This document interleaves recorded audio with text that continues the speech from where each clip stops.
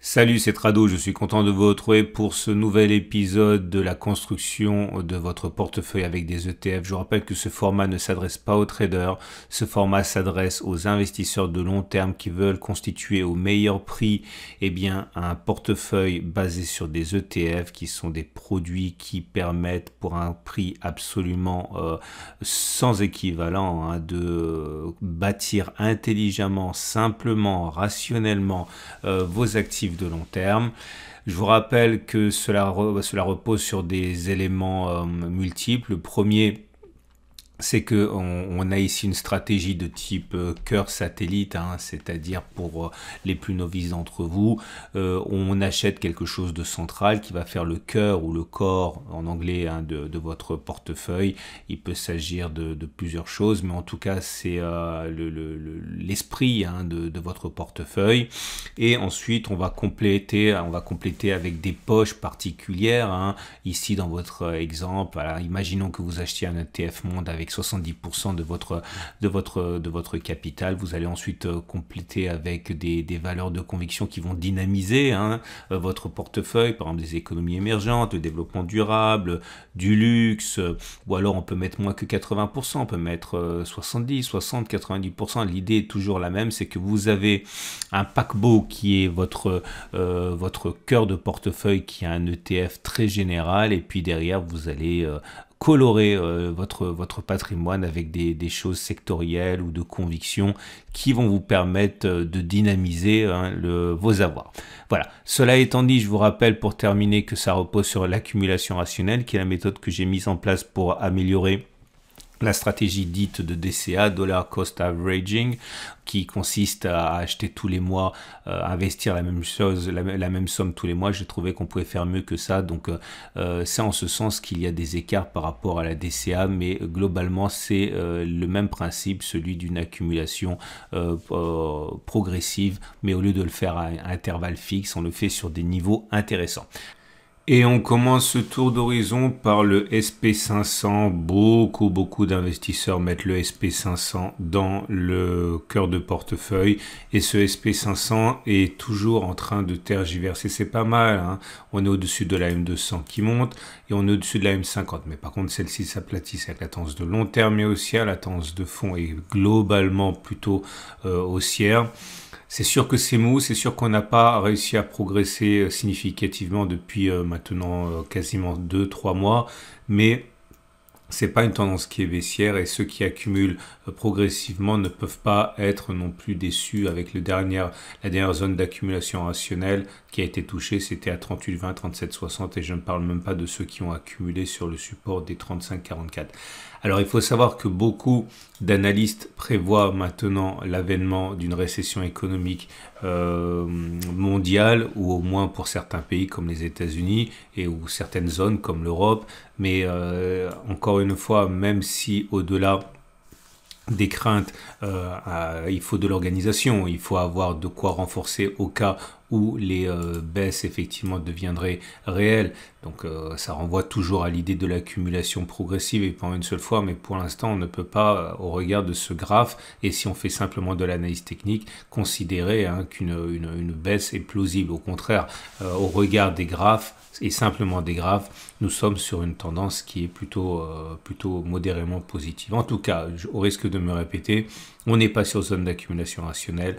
Zone d'accumulation rationnelle sur le SP500, 38, 20, 37, 60. Je vous rappelle que si vous voulez vous procurer des ETF pour investir sur le SP500, vous pouvez vous y prendre en utilisant le sélecteur d'ETF de Trade Republic. Vous allez taper simplement 500. Généralement, il va vous sortir les ETF SP500. Toujours les mêmes, mais il y en a d'autres. Je vous montre toujours les plus importants. Mais voilà, celui d'Amundi en distributif. Alors, les ETF qui distribuent, les distribuants vous donnent des revenus en plus, mais c'est pas forcément, on me demande souvent si je préfère les capitalisants ou les distribuants. Je préfère les les ETF capitalisants à titre personnel parce que je veux éviter au maximum d'être prélevé sur les dividendes que je recevrai. Donc à titre personnel, je préfère les ETF capitalisants, mais on peut tout à fait envisager d'avoir des ETF qui distribuent si on a besoin de revenus, et puis vous retrouvez les grands émetteurs, voilà, Xtrackers, Invesco, etc. Et vous avez l'embarras du choix. Si on regarde maintenant ce qui se passe au niveau du Nasdaq, alors je suis toujours un petit peu hésitant à vous le proposer, le Nasdaq en fond de portefeuille, parce que c'est assez, on va dire, dangereux comme pari pour le court terme, mais pour le long terme, c'est vrai que le Nasdaq progresse de manière très significative, et c'est pour ça que ceux qui ont un horizon de temps très long, hein, des dizaines d'années, peuvent mettre du Nasdaq en cœur de portefeuille. Là aussi, on est au-dessus de la tendance de la M200, on est au-dessus de la M50, donc tendance de long terme et tendance de fond haussière. On peut envisager le pire et on peut envisager que les cours s'effondrent avec la récession à venir, mais pour l'instant, on ne voit pas ça. On voit une tendance de long terme, une tendance de fond qui est haussière, et en plus, on voit des opportunités chaque fois que l'on vient chercher la zone d'accumulation rationnelle des 12 900, 12 800. C'est une zone d'accumulation rationnelle car c'était une résistance, elle a été cassée, elle a donc changé de polarité. C'est pour ça que l'on rebondit dessus. Si on y va, la zone des 1250, 11750 serait également une zone d'accumulation rationnelle. Les bougies Aiki Nashi montrent que pour l'instant, c'est pas haussier à très court terme, c'est plutôt neutre, voire baissier, puisque vous voyez, vous avez des bougies rouges comme ça, et la dernière n'a pas de mèche haute, donc il est plus plausible à partir de cela que l'on continue de baisser un petit peu plutôt que l'on ait terminé de baisser. Mais en tout cas, ce serait l'opportunité d'aller chercher les 12 900, 12 800 qui sont la zone d'accumulation rationnelle la plus proche. On va passer maintenant aux indices européens. Donc si vous avez envie de mettre dans votre cœur de portefeuille plutôt des mastodontes européens, et bien vous pouvez vous y prendre avec l'Eurostoxx 600. Alors l'Eurostoxx 600 a progressé plus que les indices américains depuis le début de l'année. On est sur des niveaux qui sont très élevés. On n'est néanmoins pas actuellement sur zone d'accumulation rationnelle. Regardez, hein, depuis la zone d'accumulation rationnelle des 433, 421, l'Eurostoxx 600 a pris quasiment 10%. On peut considérer qu'on est toujours à la lutte, hein, avec cette résistance. Ici, j'ai oublié de mettre la valeur, je vais la remettre. Pour l'Eurostoxx 600, ça correspond à la zone comprise entre 470 et 465 pour faire simple. On voit qu'on a passé le nez au-dessus, mais c'est pas encore suffisamment significatif pour penser qu'on est tiré d'affaire. Si on arrivait à rebondir à partir de là, et bien si on revenait après sur les 470, 465, ce serait zone d'accumulation rationnelle. Dans l'immédiat, je considère que la zone d'accumulation rationnelle suivante est à 460, 455, puis 450, 447, si vous voulez mettre de l'Eurostoxx 600 en portefeuille. La progression pour l'Eurostoxx 50 a donc été depuis mars de 10,7%. On n'est pas sur zone d'accumulation rationnelle, au contraire, on est sur une résistance mensuelle énorme, ici à 44, 30, 42, 60. Hein, c'est la zone qui en fait nous a déjà bloqué en 2021. Il ne faut pas s'attendre à ce que ce soit passé nécessairement de la manière la plus facile qui soit. Je ne pense pas qu'on ait de zone d'accumulation rationnelle avant 43, 50, 42, 90, mais c'est surtout un retour sur les 42, 20, 42, 00. Et si on pouvait espérer un retour sur les 40, 30, 39, 00, mais ça me semble difficile si les Américains ne corrigent pas eux-mêmes. Dans les médias, on l'aura compris, on n'est pas sur zone d'accumulation rationnelle, on est plutôt sur une résistance dangereuse ici, hein, les 44-30, 42-60, tendance de long terme haussière, tendance de fond haussière, bougie Aiki Nashi modérée, mais plutôt favorable puisque c'est vert, même s'il y a des mèches hautes et des mèches basses. Et ceux qui veulent passer à l'acte avec des ETF, vous n'avez qu'à mettre 600.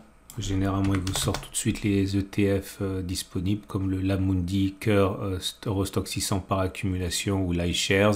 Et si vous voulez plutôt la version resserrée avec 50 mastodontes, eh bien vous avez le stock 50. Alors, avec le temps, vous allez vous habituer à ces codes, hein, mais stock 50, je vais y arriver.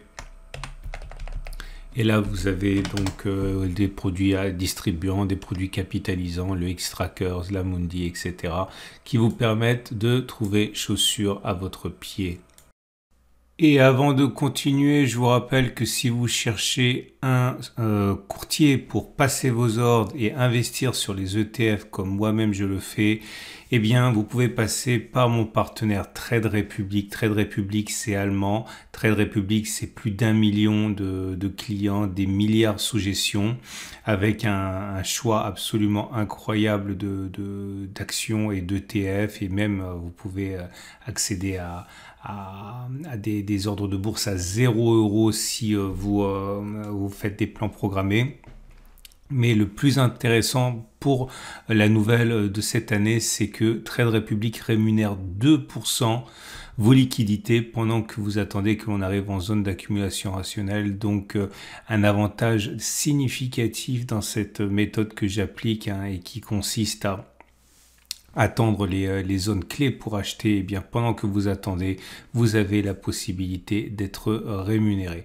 Voilà, dernière chose, et je le répète parce que je l'ai déjà dit, Trade Republic est régulé par la BaFin, c'est-à-dire l'équivalent de l'AMF allemande, qui est réputée même encore plus sélective. Bref, c'est mon sponsor. N'hésitez pas à cliquer sur le lien en dessous et découvrir l'offre exceptionnelle que vous propose Trade Republic. Et ceux qui voudraient mettre du CAC 40 en cœur de portefeuille, quelque chose qu'à titre personnel je ne ferai pas à cause de la concentration en quelques secteurs très particuliers comme le luxe. En tout cas, c'est toujours possible, certains le font et on n'est pas sur zone d'accumulation rationnelle. La dernière zone d'accumulation rationnelle qui a été touchée était celle des 66,87, 68,24. On a beaucoup parlé en son temps. On l'a touché, c'était en fin du mois de mars. Depuis, on a progressé de 11%. Alors même que les autres indices, on l'a vu, sont plutôt englués sur des niveaux intermédiaires, voire des niveaux bas. En tout cas, on n'est pas sur zone d'accumulation rationnelle. Ceux qui veulent rentrer devraient normalement attendre un retour sur ce support des 73,87, 73,68, à défaut d'attendre un retour éventuel à nouveau sur le support et zone d'accumulation rationnelle des 70,87, 68,24. La moyenne mobile à 50 périodes et la moyenne mobile à 200 périodes sont ascendantes. La tendance de long terme, la tendance de fond sont haussières et les bougies Ekinashi ne font pas pour l'instant penser à une consolidation. Loin s'en faut, c'est toujours vert et c'est toujours... ce sont des mèches basses que vous voyez sur les deux dernières bougies, donc c'est pas aussi bien que s'il n'y avait pas de mèches basses, mais en tout cas, ce n'est définitivement pas baissier. Et on va terminer ce tour d'horizon hebdomadaire avec un tracker monde. Alors on a toujours le choix au niveau des trackers monde. Je vous rappelle pour ceux qui les redécouvrent ou qui découvrent ce format que lorsque l'on parle d'un ETF monde, la plupart du temps ce sont des ETF qui sont surexposés aux États-Unis, puisque à cause de leur poids, on trouve essentiellement 50, 60% même parfois, voire plus d'actions américaines, les gens américains notamment du Nasdaq. Donc il faut savoir que si vous décidez d'acheter et d'investir dans un ETF monde, vous serez a priori surexposé en actions américaines. Alors on peut trouver des façons et en grande capitalisation, pardon. Si on veut éviter ça, il faut choisir des ETF plus spécifiques, notamment des ETF qui tiennent compte des émergents, alors que la plupart n'en tiennent pas compte. Ils ne tiennent compte que des géants des pays développés. Vous pouvez également tenir compte des actions qui sont petites et moyennes capitalisation. Alors aujourd'hui, je vais vous proposer un ETF qui est justement un de ceux-là. C'est l'ETF Monde Économie Développée et Économie Émergente, donc les deux. Chaque bougie correspond à une semaine de cotation ici, attention. Et comme vous pouvez le voir, on n'est pas sur zone d'accumulation rationnelle non plus. Les prochaines zones d'accumulation rationnelle, je les ai faites figurer ici. 161,60 pour les impatients. Et puis mieux, les 157, 153 € qui ont été sollicités déjà à plusieurs reprises ces derniers mois. En tout cas, la tendance de long terme, elle est haussière. La tendance de fond, elle est neutre parce qu'on est au-dessus de la M50, mais celle-ci descend. Et je l'ai dit, hein, en investissant dans cet ETF-là, eh bien, vous serez également exposé aux économies émergentes, alors que les ETF dont je parle généralement, notamment celui de Amundi, hein, dont je parle le plus souvent, est essentiellement exposé aux économies américaines et en particulier des économies développées. Hein. Voilà, c'en est terminé de ce tour d'horizon habituel. Je vous rappelle que si vous vous abonnez à ma chaîne YouTube, évidemment c'est gratuit, et que vous allez dans l'onglet communauté, quasiment toutes les semaines, je publie 2 voire 3 graphes avec zone d'accumulation rationnelle pour des ETF de type satellite. Donc n'hésitez pas à vous abonner à cette chaîne YouTube, à consulter l'onglet communauté tous les jours et vous allez voir des ETF supplémentaires analysés, encore une fois je le répète, 2 fois par semaine généralement. Voilà, excellente semaine à vous et à tout de suite pour d'autres vidéos.